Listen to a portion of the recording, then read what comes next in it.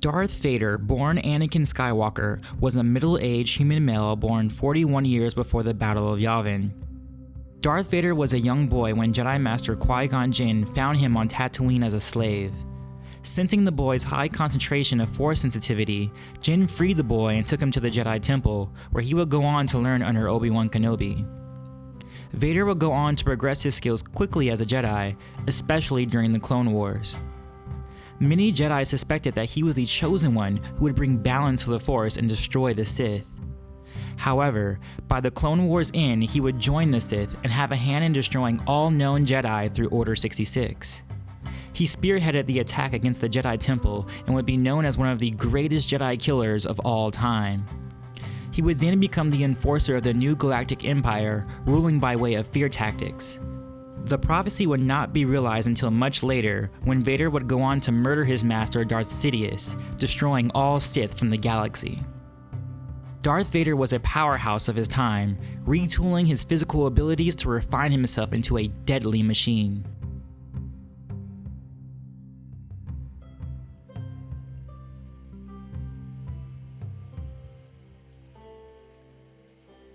Mace Windu was a human male slightly over middle age, born on Harun Kal 72 years before the Battle of Yavin. The natives to Windu's planet had a natural ability in the Force. He was taken by the Jedi when he was only 6 months old, mostly due to the fact that he was orphaned. There is not much information on who Mace spent his direct apprenticeship under, but he did learn from Jedi like Master Yoda and Master Tara Sa. Windu excelled through the Jedi ranks at an early age, eventually becoming one of the youngest beings to be appointed to the Jedi Council at age 28. Furthermore, he would become the Master of the Order, second only to Yoda himself. Unfortunately, Windu lived his last days during the waning years of the Jedi Order, and eventually was killed by Darth Sidious after Anakin broke his concentration, cutting his hand off. Still, Mace Windu had an enormous control of the Force and was regarded as one of the best swordsmen of the Order.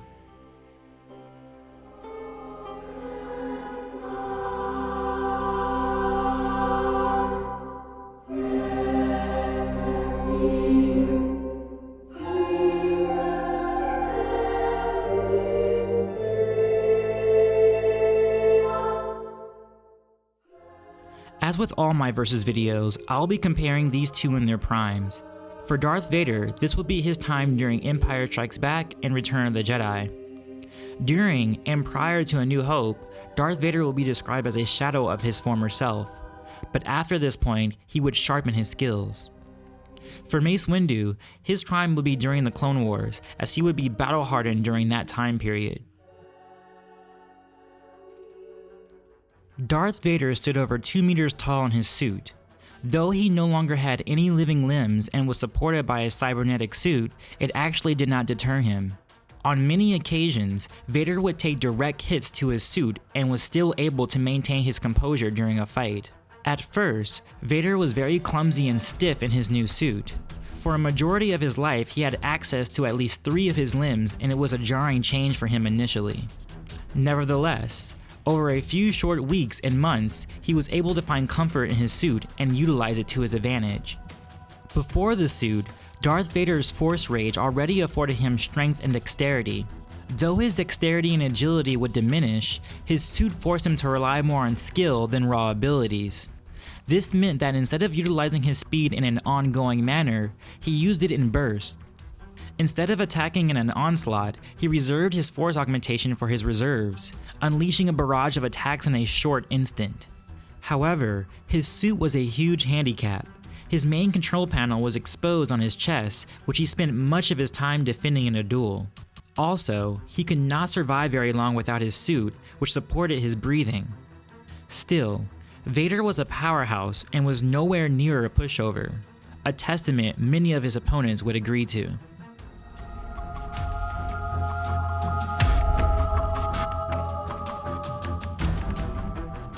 Though Mace Windu was past his physical prime, it did not often slow him down.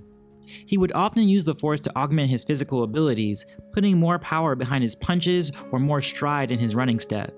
His Force augmentation would be his greatest asset against his clan brother Car Vaster, landing several punches before a blink of an eye.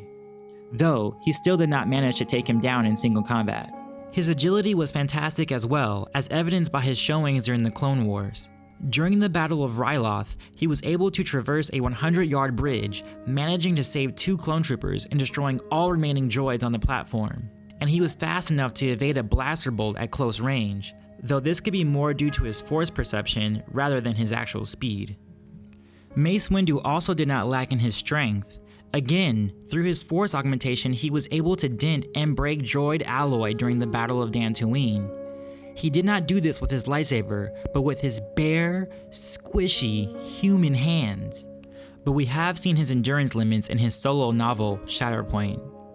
During the book's climax, after a long-fought battle, Mace Windu was described as being too tired, too old, too wounded to carry on his fight with his former apprentice, Deepa Billaba.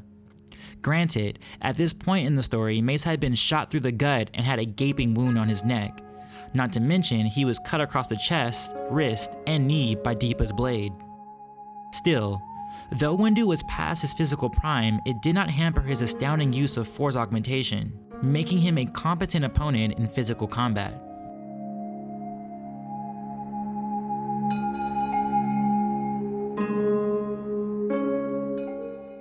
Though Mace Windu was a master of force augmentation, he would not be able to simply drive through Darth Vader's defense through a punch, kick, or cleave. In regards to their strength, Darth Vader gets the edge. With his cybernetic suit alone, he could crush a man's throat and he could tear off a steel door from its hinges. What's more, Darth Vader's endurance and constitution outweighed Windu's as well. When Vader was struck with a lightsaber, he kept going. When Mace Windu had his hand sliced off, he yelled in pain. Thus, Vader's pain threshold is certainly superior. A Mace Windu victory would have to come by way of his agility and precision.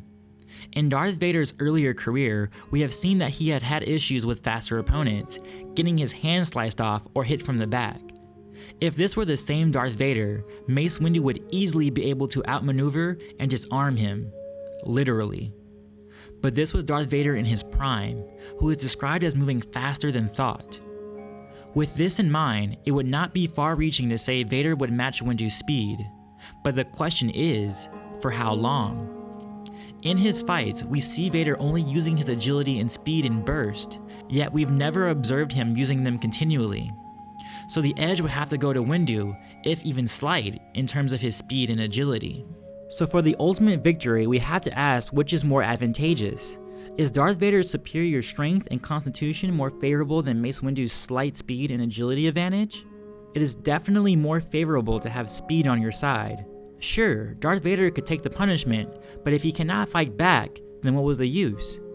There is the possibility that Vader could get his hands on Windu, but that seems unlikely due to Mace's speed feats. Therefore, by an extremely small margin, I'd have to give the physical edge to Mace Windu.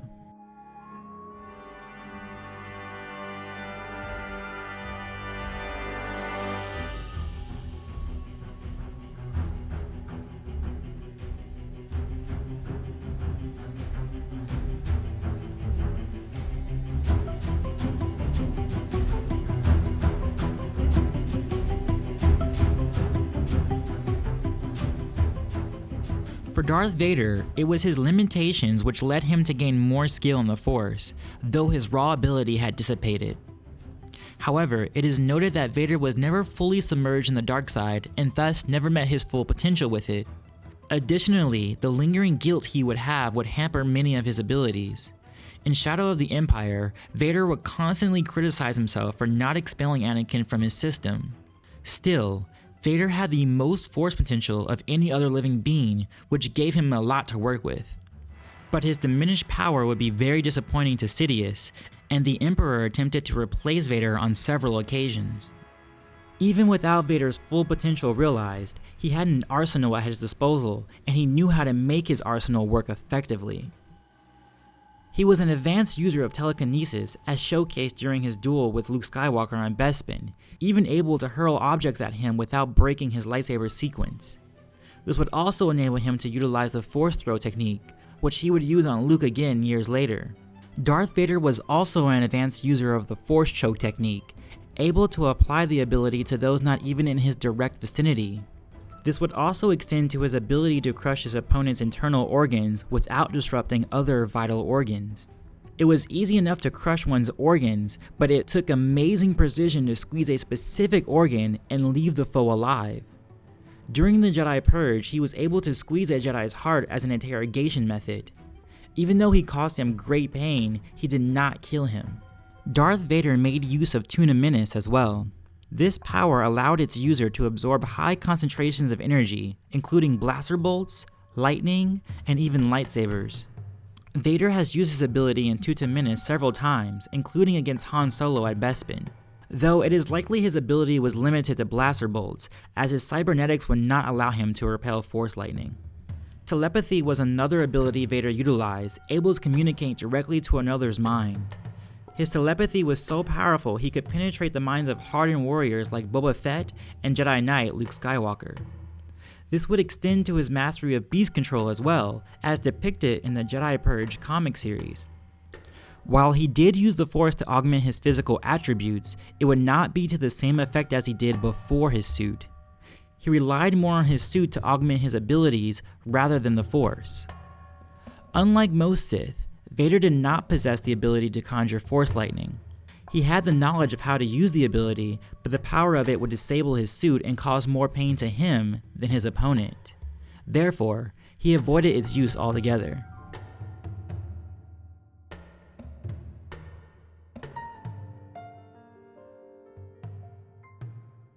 From a very early age, Mace Windu was extremely connected to the Force, a trait his people were renowned for. The most interesting thing about Windu, though it's never explicitly stated in any text, is that he is essentially a dark Jedi, or at the very least, a gray Jedi. Yes, the people of his planet were naturally attuned to the Force, but they were specifically attuned to the dark side of the Force. Yet, Windu never fully falls to the dark side for any extended period of time. He utilized abilities like Force Crush, an aggressive ability, yet never gave in to the dark side. He could even use the dark side as a conduit, amplifying his Force augmentation and Force senses when properly motivated, yet he still never fell to the dark side. Of his Jedi abilities, he was able to perform a powerful Force wave.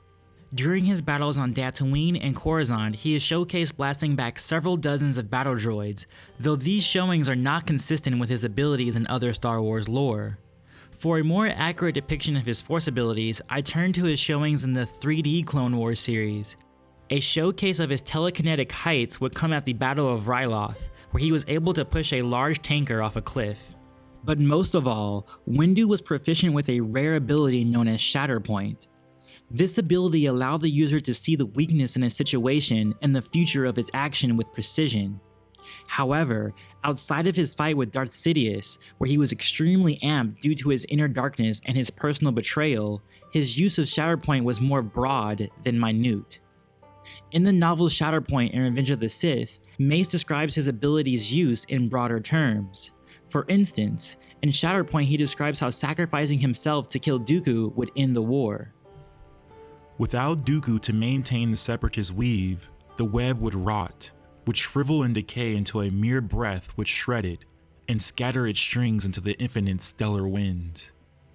Dooku was the Shatterpoint. I knew it. That is my gift. Windu would do this again with Anakin in the Revenge of the Sith novelization. He would see that Anakin was the Shatterpoint to which the whole Clone Wars relied on. So Windu was efficient in understanding the connections and outcomes people manipulated through space and time, but his showings on a normal level were about broader scenarios rather than specific ones. He had fought many during the Clone Wars, including Sora Bulk, Deepa Billaba, Kar Vaster, Asajj Ventress, General Grievous, and Mother Talzin, yet we have no indication of Shatterpoint being used in his specific dueling scenarios. Still, it was an astounding ability for a Jedi to have, even if it was limited to a broader aspect of life.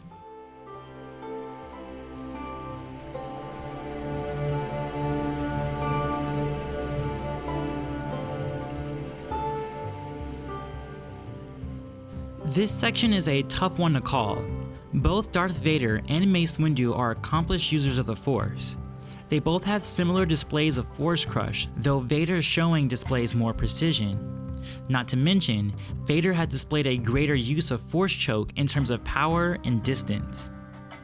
Vader could also probe the minds of his foes, but I do not believe he'd be successful using it on Windu. Just as I doubt Windu's use of Shatterpoint would be much use against Vader, as Windu would not have the same amp he did against Sidious. In terms of their powers and skill, the biggest difference comes in their telekinetic abilities. While they were both able to utilize devastating force waves, Darth Vader's showing is a bit more consistent than Windu's based on source material.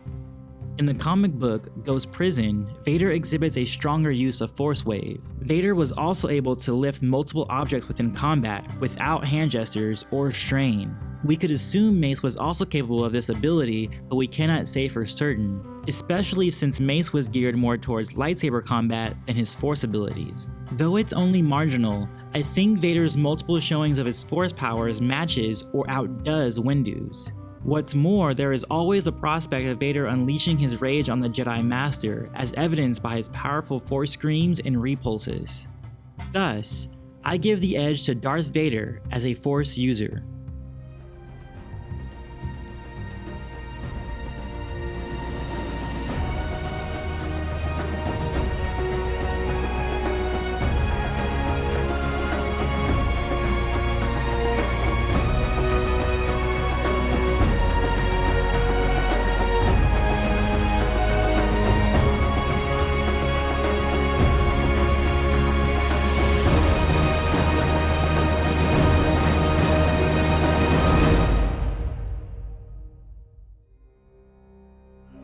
Darth Vader would still be feared as an extraordinary duelist, killing several dozens of Jedi during the end of the Purge.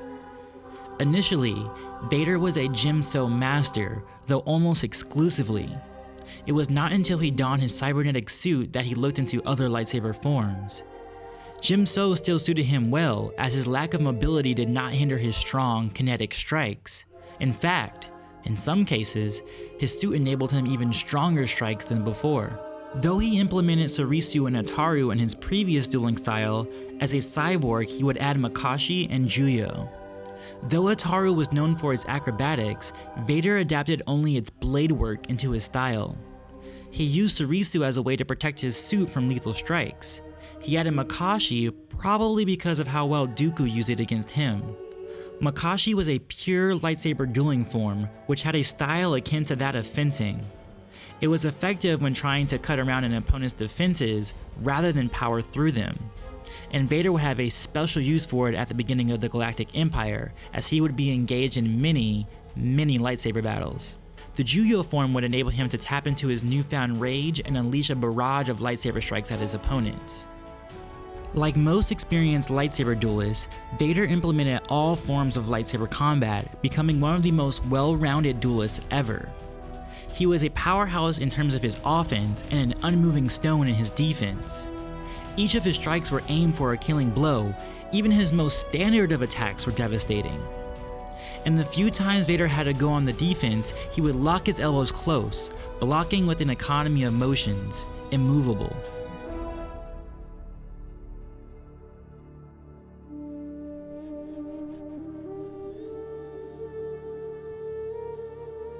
Mace Windu had a knowledge of all known lightsaber forms at the time.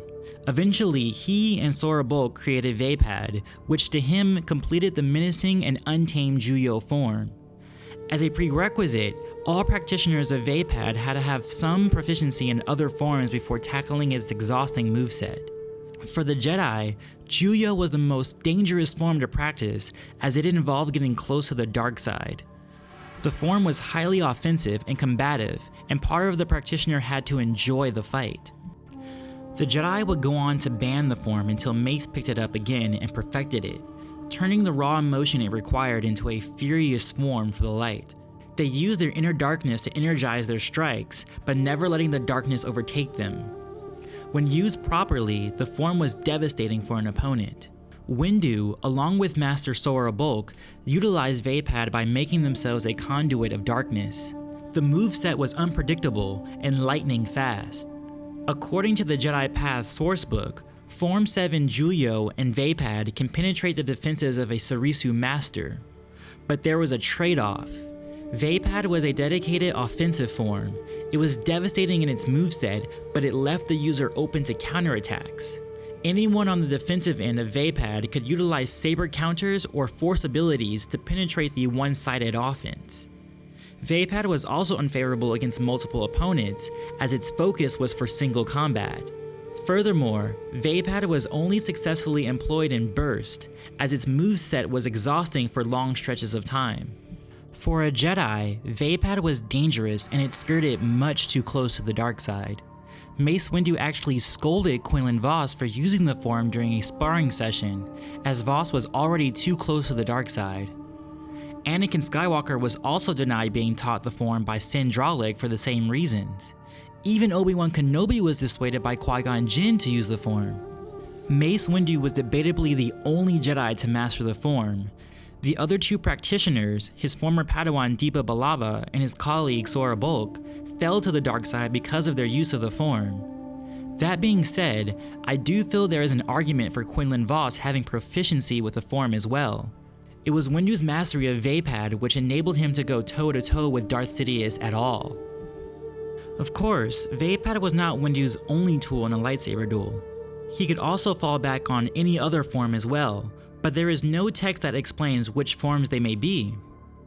Judging by his encounters during the Clone Wars, I would say he had a potent proficiency with Surisu, Shien, and Ataru. I am under the impression that anyone who survived the Battle of Geonosis was at least highly proficient with Surisu and/or Shien. The rapid-fire, omnidirectional laser fire would have been too much for a novice or even an intermediate user of those forms. Not to mention, he defended against Vaapad when he faced Deepa Billaba on his homeworld, though she eventually broke his guard. I attribute Ataru to him as well because he was able to use his entire body as a weapon. Lightsaber, foot, fist, all the same.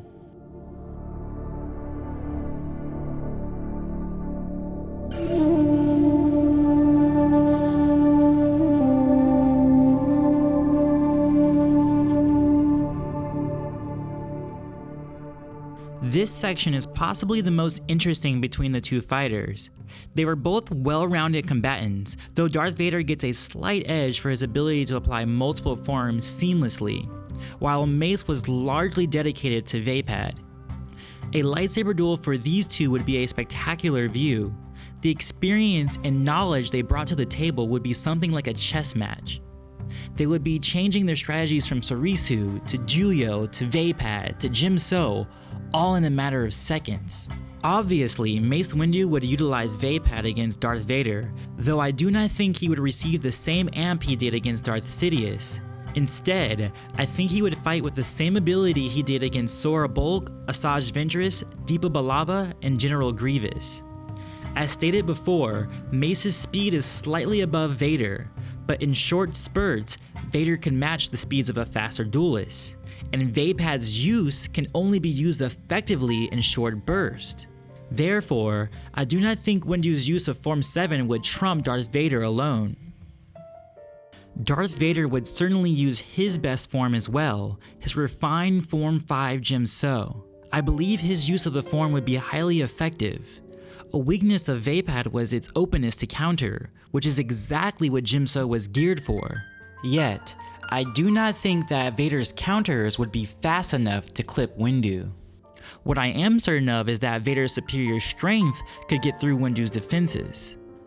Mace could change his style, and if Vader were to go on the offensive, he would lean back on his knowledge of Surisu. However, we have seen that under a competent fighter, notably against Deepa Billaba, Mace's defenses could be broken. As a counter, Mace could apply Ataru, but he still would need enough kinetic force to break Vader. I do not believe the twirls of Ataru's blade work or the martial skill applied in the form could be enough to deal damage to Vader. And like Vaapad, Ataru was only used in short discharges. It would be extremely difficult to give the edge to either combatant. Vader's use of Djem So utilized Ataru, Makashi, and Juyo for its offense, and Surisu for its defense. It would be Vader's use of Djem So's counter that would break up Mace Windu's Vaapad. Mace would defend against Vader's onslaught as well, utilizing Surisu to muster a defense and to create a secondary offense. So there really is no clear edge that can be given to either, though perhaps Vader's use of a well-timed counter could be the marginal edge. Still, as a more decisive verdict, I would say that both Darth Vader and Mace Windu were equals in terms of their dueling abilities.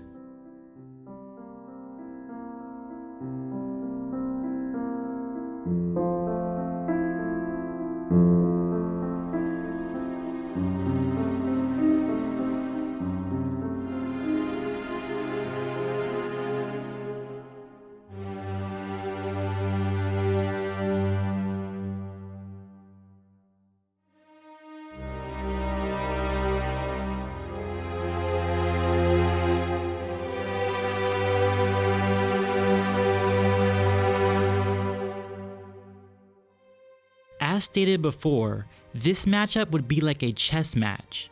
The battle would rage with strategy in mind. Vader was long past his headstrong days as a young Sith, and Mace's experience and calm demeanor would give him a clear head.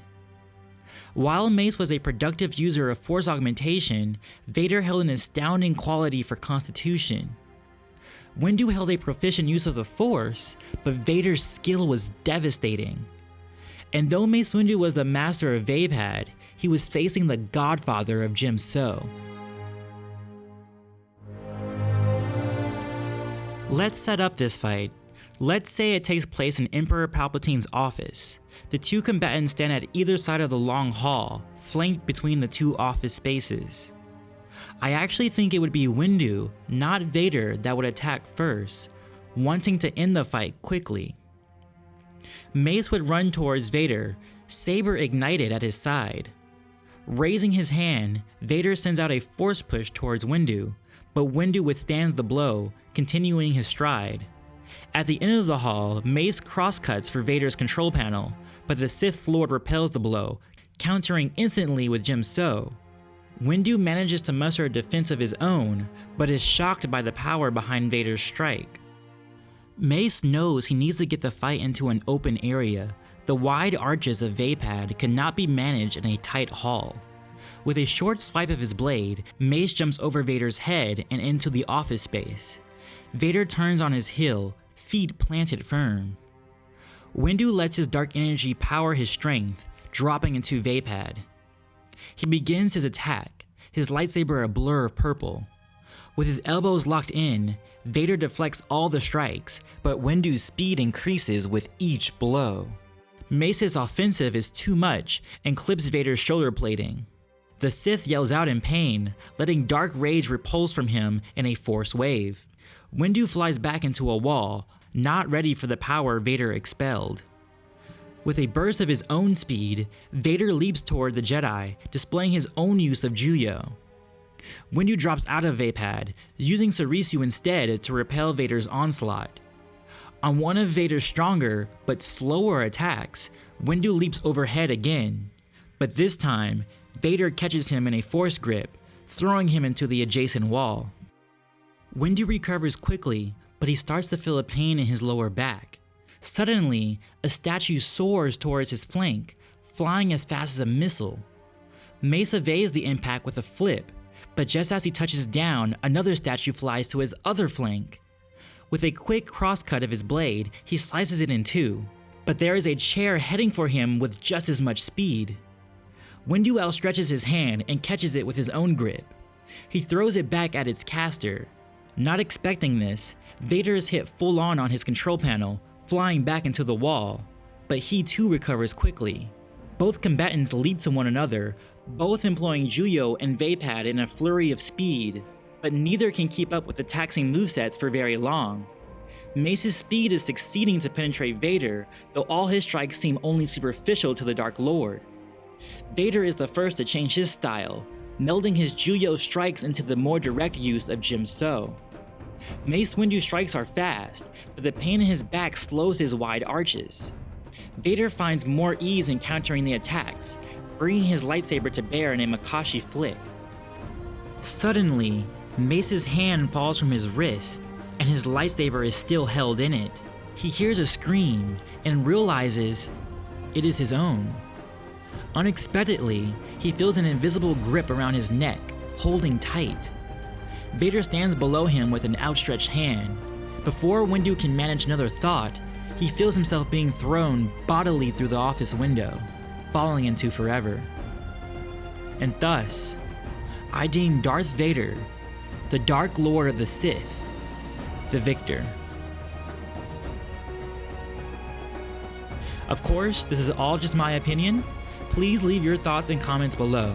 Do you agree that Vader's strength could last long enough to penetrate Windu? Or do you think Windu's speed could have done enough damage to the Dark Lord? And as always, peace, love, and may the Force be with you. Always. Rex, who is a Krogan battlemaster, will rely more on his experience. On the other hand, Grunt will rely heavily on his superior strength. The Clash is one of my favorite lightsaber fights. The cinematography, the ambiance, the fighting, the performances, the everything. Between the PS2 and the PS3, and it was like a big breakthrough because there was like destructible stuff that you can do and stuff like that. Just kind of cool like that. Like that tree totally just got sliced.